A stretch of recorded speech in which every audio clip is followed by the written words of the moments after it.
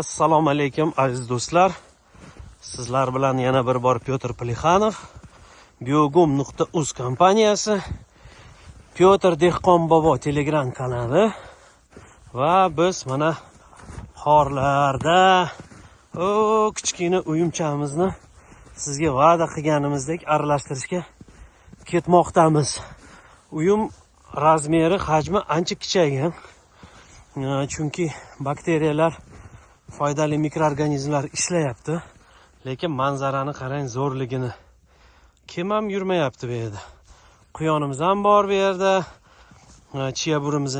Chiyaburimiz ham bor. Endi qanaqani tulkimiz ham bor. Itlar ham yuradi. Mana hozir yana bir marta aralashtiramiz. Yangi yilgacha tayyor kompost bo'ladi degan edim. Lekin menimcha 1,5 oyga kechga qolamiz, chunki bunaqa kuchli sovuq bo'lishini kutmagan edim. Hozir ko'ramiz. Xo'p aziz do'stlar, bugun 23-dekabr kuni. Mana uyumimiz kichaygan, ancha cho'kdi. Hozir lekin harorati haligacha ko'tarilyapti.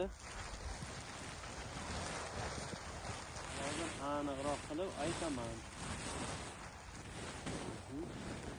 Qarang par chiqishini.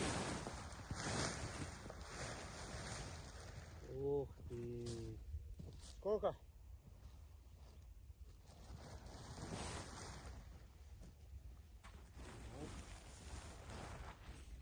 Сколько градусов?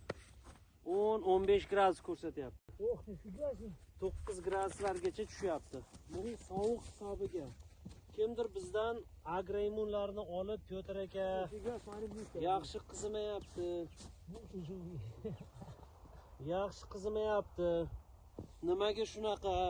Chunki qish kuni mana bizda 30 gradusgacha, 40 gradusgacha ko'tarilgan uyumimiz ham mana 10 gradusgacha harorati tushganligini o'zingiz ko'rib turibsiz.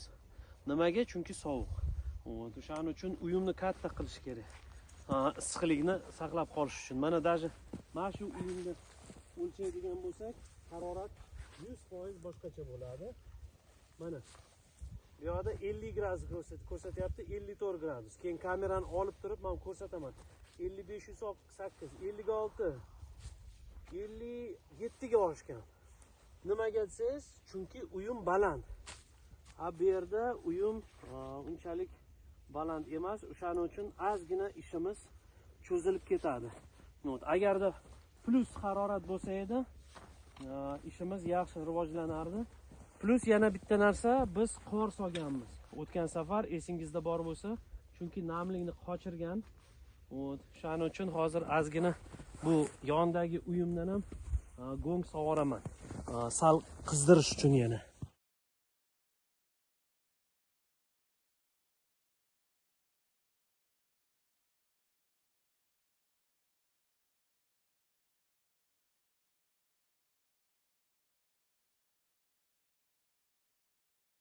Ko'plar savol beradi. Hozir aytib o'tganimdek, Pyotr aka, biz uyda uyum qildik, hech narsa qizimayapti.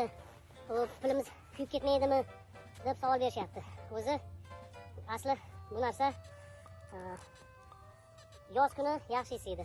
Plus harorat bo'lgan kunlari ham yaxshi isiydi. Hozir lekin isishi ozgina qiyinroq. Yaxshi qizishi uchun balandligi ham yaxshi bo'lishi kerak.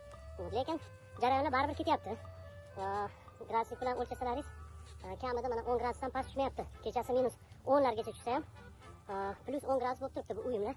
Shuni cho'q xijolat bo'lmang. Prosta ozgina jarayon cho'zilishi mumkin. Lekin o'sha aytganimdek kamida bir menimcha qish kuni даже bir 10 kunda bir aralashtirsa ham bo'ladi. Navbatdagina bugun 23 bo'lsa, bir 2-3 yanvar kuni yangi yildan keyin aralashtirib ko'ramiz. Xo'p. O'shanda menimcha natija yaxshiroq bo'ladi. Har 10 kun aralashtirsak 2 oyda kompost tugatgan bo'lamiz. Xo'p, lekin hozir shu jarayon turish zo'r. Yaxshi ketyapti. Hozir yana plyonka bilan cho'samiz va sizga albatta bularning hammasini ko'rsatib boraman.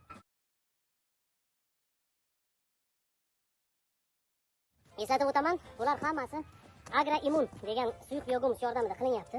Hozir buni suyuq formasiga yana granula shaklida go'ngini yaxshilab qizdiradigan bakteriyalarni ham qo'shamiz.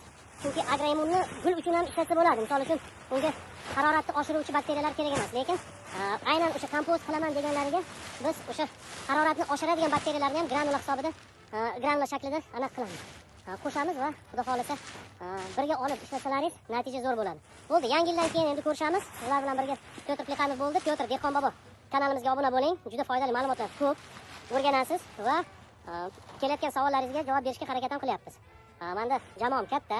Men bitta o'zim hech narsa qilmayapman. Men doim shuni aytib o'tib ketaman. Bir xil narsalarni meni yordamchilarim, bir xil narsalarni meni sheriklarim qilishadi. Ishchilar bor. O'shaning uchun bitta Pyotr Plexanov deb hech narsa bo'lmaydi. Обязательно orqamda, yonimda doim quvvatlab turadigan, bir qo'llab-quvvatlaydigan komandam bo'lishi kerak. O'shalarga ham minnatdorchilik aytib o'tib ketaman. Sizlarga ham rahmat. Sog' bo'linglar, omon bo'linglar va gullaringizdan tabassum ayrilmasin.